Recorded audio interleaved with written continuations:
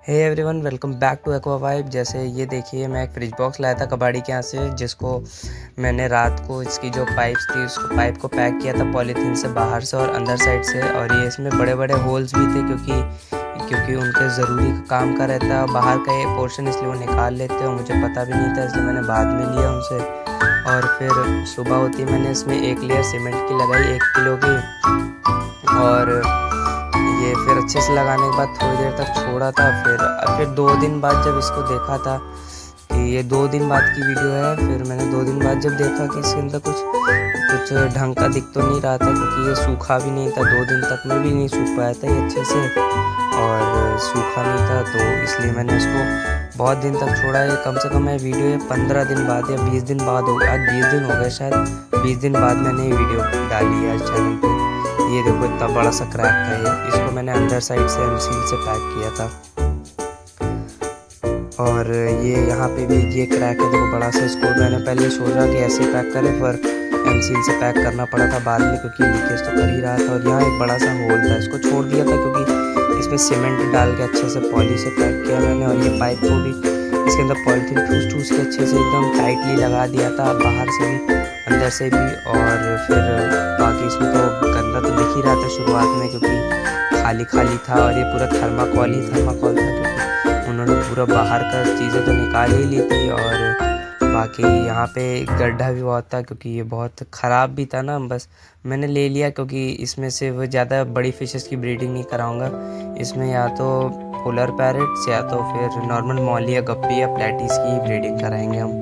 और फिर बाद में इसको छोड़ा। फिर कुछ दिन बाद इसमें यहाँ पे मैं लोटस का प्लांट भी लगा के रखा था। लोटस का प्लांट भी साइड बाय साइड ग्रो हो ही रहा था हमारा।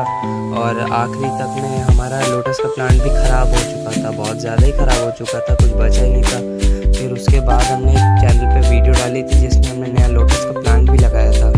और यहाँ पे ये देखो कितना गंदा लग रहा है देखने में। हाँ, वो बाद में सही हो जाएगा, पर अभी बहुत गंदा लग रहा है देखने में, क्योंकि एकदम टूटा फूटा सा था। और नीचे का बेस लेयर पे मैंने आगे की वीडियो में देखना, बेस लेयर में मैंने बहुत मोटी सीमेंट की लेयर लगाई थी, क्योंकि लीक होने का वो कर रहा था। लीक होता ही जा रहा था, रुक ही नहीं रहा था इसमें लीक होना। ये एमसील भी बहुत लगाई। फिर बाद बहुत टाइम तक वेट किया। ये देखो गड्ढे, ये जो ये गड्ढा देख रहे हो, इसको भी मैंने भरा था ऐसे ही।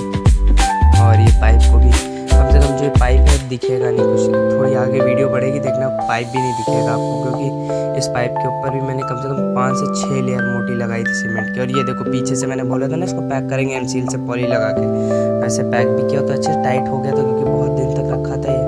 और ये देखो कितना गंदा सा लुक आ रहा है, सही में गंदा सा लग ही रहा था देखने में। और फिर उसके बाद भी बहुत टाइम तक हमने ऐसे ही इसको देखा।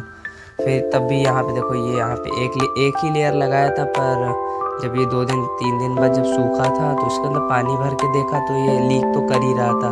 यहाँ से इसी जगह से ये जो स्पॉट है ब्लैक वाला, इसी साइड से लीकिंग हो रही थी। और जो यहाँ था ये तो पैक कर चुके थे, इसलिए इसमें से लीकिंग हो ही नहीं रही थी, पर कुछ टाइम बाद हो ही गई थी। और ठीक ये है 6 दिन बाद की वीडियो। 6 दिन बाद जो हमारा गप्पी का फ्राइज का सेटअप था उसको हमने साइड शिफ्ट कर दिया था। यहाँ पे जहाँ था उस जगह सारे प्लांट्स को शिफ्ट किया, और इस साइड में हमने अपने गप्पी के फ्राइज के सेटअप को लगा दिया था। और ये देखो फ्रिज बॉक्स, ये जो यही फ्रिज बॉक्स है जिसको मैं कबाड़ी के यहाँ से लेके आया था, तो इसके अंदर देखो 2 लेयर मोटी लगाई थी। और इसी जगह से लीकेज कर रहा था जहाँ मैंने पहले आपको दिखाया ब्लैक स्पॉट। ये देखो यहीं से लीकेज कर रहा है, ये लीकेज रुक नहीं रहा था, और ये अभी भी नहीं रुक रहा है, क्योंकि पता नहीं क्या इसके अंदर इशू आ रहा है, रुक नहीं रहा है लीकेज। इसके ऊपर मैंने 3 लेयर पुट्टी की लगाई थी, फिर उसके ऊपर भी मैंने 1 लेयर सीमेंट लगाई थी। फिर ये देखो ये ठीक 10 दिन बाद की वीडियो है। 10 दिन बाद भी फिर मैंने इसके ऊपर बड़ा एक एमसील का डब्बा लाया था, 40 या 30 रुपये का था। अच्छे से उसको मिक्स करना पड़ा, क्योंकि ये लीकेज रोक ही नहीं पा रहा था। ये देखो इस डब्बे को मैंने अच्छे से पहले निकाली थी जो एमसील था, पूरा अच्छे से मिक्स किया। पहले मिक्स करने के बाद फिर इसको कम से कम मुझे बहुत टाइम लगा था। इस एमसील के चक्कर से मेरा हाथ भी ख़राब हो गया था।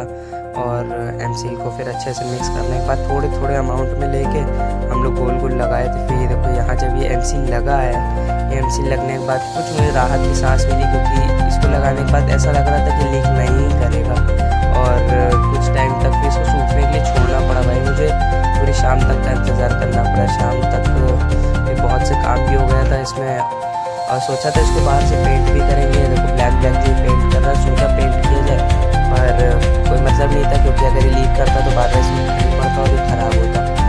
सबसे आखिरी दिन 15 दिन हो चुके थे, इसका लुक देखो कितना ज़बरदस्त लग रहा था।